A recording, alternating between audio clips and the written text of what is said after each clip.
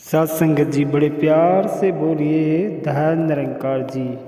निरंकारी विचार चैनल पर आज का शीर्षक है सुख का सागर सद्गुरु। इंसान हमेशा सुखी होना चाहता है, सपने में भी दुखी होना नहीं चाहता। सुख पाने के लिए चाहे उसे किसी का नुकसान करना पड़े या निंदा नफरत में उलझना पड़े, वह इससे पीछे भी नहीं हटता। जन्म से लेकर मृत्यु तक वह सुख पाने के लिए संग्राम करता रहता है। उसके बदले में उसे जो कुछ थोड़ा बहुत कुछ मिलता है वह पल भर के लिए ही होता है और कुछ समय बाद ही आँखों में आंसू देकर चला जाता है, क्योंकि यह सब परिवर्तनशील है, हमेशा कायम रहने वाला नहीं है। इन क्षणिक सुखों के साथ नाता जोड़ने से कभी सुकून या शांति होगी या सुख भी नहीं मिलेगा। सारा संसार परिवर्तनशील है। इस परिवर्तनशील के साथ नाता जोड़ने से दुख के सिवाय कुछ भी प्राप्त होने वाला नहीं है। दुख से निजात प्राप्त करने के लिए इंसान को संत की शरण में जाना पड़ता है। संत इंसान को इस अपरिवर्तनीय एक रस अडोल शांत कण कणवासी परमात्मा के साथ जोड़ देता है। मन जब इससे जुड़ता है तभी मन में चैन आता है, सुकून आता है।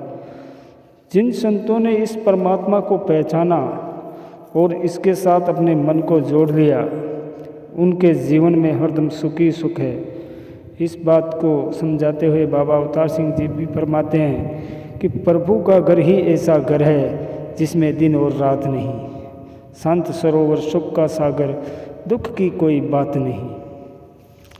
आज संसार की तरफ नज़र घुमाकर देखें तो प्रभु प्राप्ति के लिए लोग कई प्रकार के उपाय करते हैं। कोई तीर्थ स्नान करते हैं, कोई दान पुण्य करते हैं, कोई यज्ञ करते हैं, कोई पाठ करते हैं। लेकिन इन सब से इंसान को भ्रमों से निजात नहीं मिलती है, बल्कि वो और अहंकारी तथा स्वार्थी बन जाता है। अज्ञान रूपी अंधकार इंसान के लिए हमेशा ठोकरों का कारण बनता है और उसके जीवन को दुखमय बना देता है। गीता में भगवान श्री कृष्ण अर्जुन को समझाते हुए कहते हैं कि हे अर्जुन, मेरे जिस रूप को तू अपने इन नेत्रों से देख रहा है, उसे न वेदों से, न तप से, न दान से, न केवल पूजा पाठ से ही जाना जा सकता है। इन साधनों से तत्व रूप से मेरा साक्षात्कार नहीं हो सकता है। संतों की अपार कृपा से इंसान को प्रभु का दर्शन प्राप्त होता है। संत महात्मा संसार के लिए वरदान हुआ करते हैं, जो हर एक इंसान को प्रभु की जानकारी देकर मानव मात्र से प्रेम करना सिखाते हैं। हर युग में संत महात्मा पाठ पढ़ाते आए हैं। इस राह को अपनाने में से इंसान के जीवन में सुख आता है।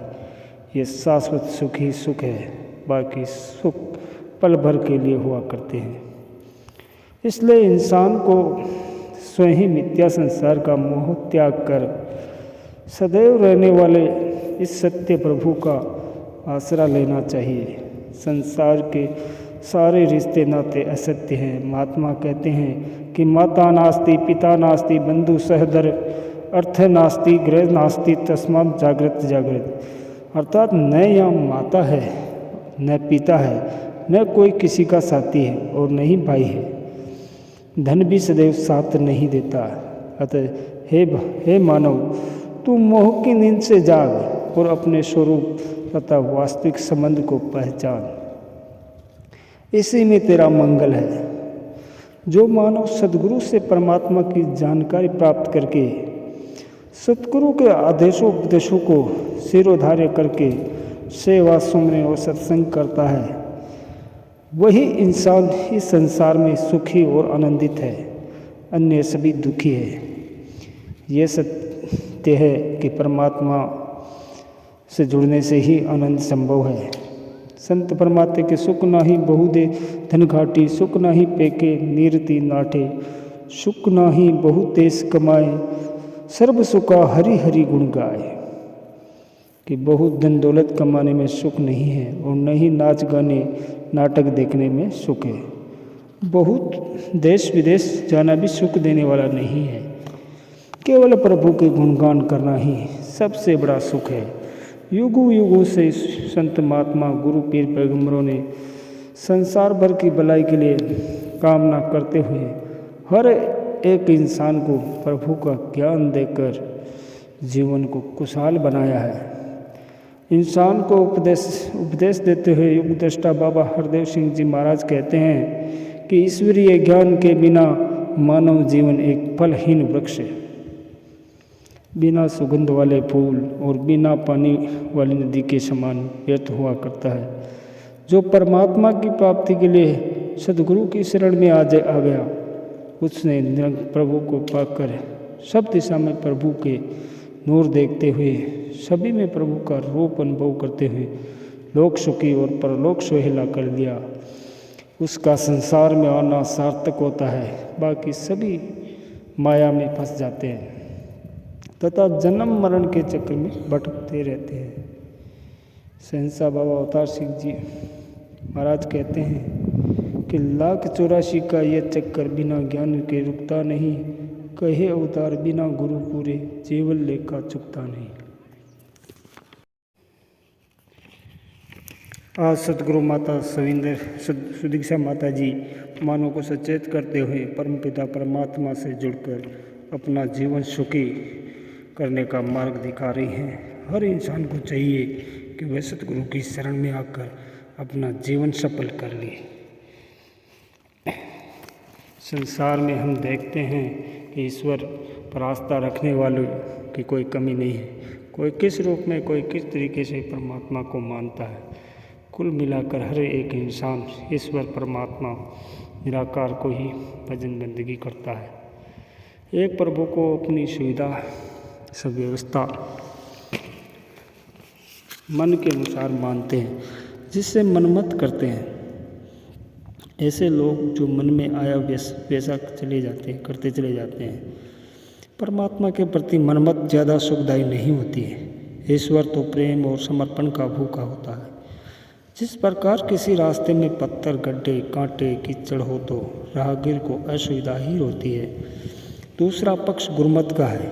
गुरुमत जिनके सिर पर गुरु का हाथ हो, वे गुरु आज्ञा पर चलने वाले हो, तो उनका रास्ता रोशनी वाला होता है। गुरु के ज्ञान रूपी रोशनी को मन में बैठा कर चलने वाला हमेशा ऊंचाइयों को छूता है। इसलिए जो गुरसिख गुरु की मत को हृदय में धारण करके संसार में विचरण करते हैं, वे हमेशा सुखी रहते हैं। चाहे अमीर हो या गरीब हो, महलों में रहने वाला हो या झोपड़ियों में रहने वाला, राजपाट वाला हो या मजबूरी करने वाला हो। महाभारत का युद्ध शुरू होने वाला था। अर्जुन और दुर्योधन दोनों भीष्म पितामह के पास आशीर्वाद लेने के लिए पहुँचे। पहले दुर्योधन को पितामह ने आशीर्वाद दिया, आयुष्मान भव। मनमत में चूर दुर्योधन बोला, पितामह मुझे विजय भव का आशीर्वाद दे। उसके बाद अर्जुन गया तो पितामह ने उससे भी वही आशीर्वाद दिया, आयुष्मान भव। अर्जुन नतमस्तक हो गया। परिणाम यह हुआ कि मनमत वाला दुर्योधन न विजय हुआ और न लंबी उम्र रही। अर्जुन जिसने पितामह का आशीर्वाद सत्य वचन मानकर स्वीकार किया, वह सब कुछ पा गया। सतगुरु का वचन ही गुरुमत है। भक्त लोग गुरुमत को जीवन में डाल लेते हैं। ऐसा कहा है कि गुरु मुख आज्ञा सत्य कर मन्ने, ते मन मुख इनकार करे। गुरुमत में चलने वाले इस लोक में भी सुख भोगते हैं और परलोक में भी निरंकार प्रभु के अंदर विश्राम करते हैं। ऐसे संतों का आवागमन समाप्त हो जाता है। गुरुमत से जीवन का जीने का सलीका आ जाता है, जिसे अपनाकर इंसान माला माल हो जाता है। साथ संगत जी बड़े प्यार से कहिए, ता निरंकार।